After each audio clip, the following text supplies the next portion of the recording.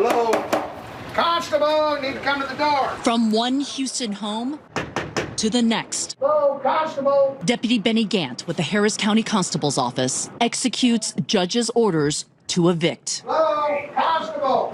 We ain't got nowhere to go. Israel Rodriguez is a tenant at this apartment, but he's not alone. 20-month-old Israel, his brother, 4-year-old Fabian, and their mother are some of the estimated 40 million Americans facing eviction in the downward spiral of the COVID economy. They didn't rush us, but they were like, get everything you need. Rodriguez admits he hasn't been paying rent, behind thousands of dollars. It's my fault in the eviction. It was a lot going on during the corona. When it hit, I lost my job. So it took me like a month to get another job. This is my check, but I ain't making it with $300. It's literally $300. Their stroller now carries their possessions. It's mainly the kids' clothes because me and her just wear the same clothes almost every day. Make sure we got, toilet paper and a little bit of snacks for the kids. What are you gonna do with all of your stuff? That's trash. They can throw it in the trash because we don't have a car, we don't have help, we don't have nobody that can come, help us out right now. Nobody. We got ourselves, me and the kids and her, that's it. How does you as law enforcement feel about seeing that family have to go? Oh, it's a tough situation. I've got 6 kids, 6 children. And, the kids see the mom and dad in desperate situations. It's tough. That's clear. Deputy Gant, an officer for 35 years, is just starting his day.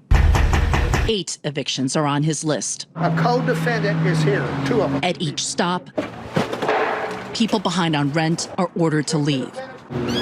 Possessions pulled out. Where are you guys gonna go now? We gotta go to a hotel. You can go to a hotel? As Deputy Gant works through his list, we get word that 200 eviction orders have come through the Harris County courts for this week. That's double what they normally saw for an entire month before COVID. 200 on Monday. What does that... Well, that's a lot, yeah. What does that say to you? Well, what that means is that they're ready to start having people removed from properties. It is a backlog, but it's also just one precinct in one of America's hardest hit cities in evictions. The job takes its toll. I don't really want to put her out here, but I have to under this judge's order. At this apartment, the tenant is an elderly woman who can no longer afford the rent.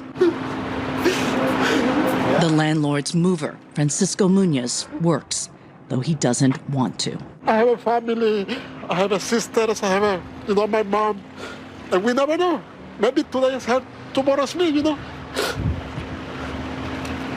Midway through the eviction, Deputy Gant decides it's too dangerous to evict her in the Houston summer heat. I'm not going to put her out here in this heat. And will call social services instead. You're gonna stay today, but tomorrow you're leaving. A one-day reprieve with an uncertain tomorrow. You have a situation where people aren't working, they don't have the money, and they're desperate. Kyung La joins us now. Kyung, that's heartbreaking. That's just heartbreaking to see what these people are going through. I know there was a CDC announcement today. You've been reporting on it. Is it clear how it might work? Absolutely not. Here's a view from Harris County. The constable's office here has immediately put a hold on everything as local municipalities try to figure out exactly what does this mean. Are there going to be challenges in court? What does this mean if there's a state authority that steps in, like an attorney general? They don't know at this point. What about the rights of landlords? Because on that day that we followed the constable's office, we spoke to a lot of landlords who said, hey, look, the banks want their money. What about us? We have tens of thousands that we have to pay up. And then it's a question of who do you evict? Because some people won't be evictable if they make a certain income or if they have or have not filled out the right paperwork. So it's very confusing. And then on the side of the tenants, what tenants are saying is that, hey, this is nice and all, but there's no rent forgiveness. This is simply kicking the can down the road on January 1st. If they haven't kept up, there's going to be a tremendous bill due for a lot of people, the very same people who you've heard about in this story, John.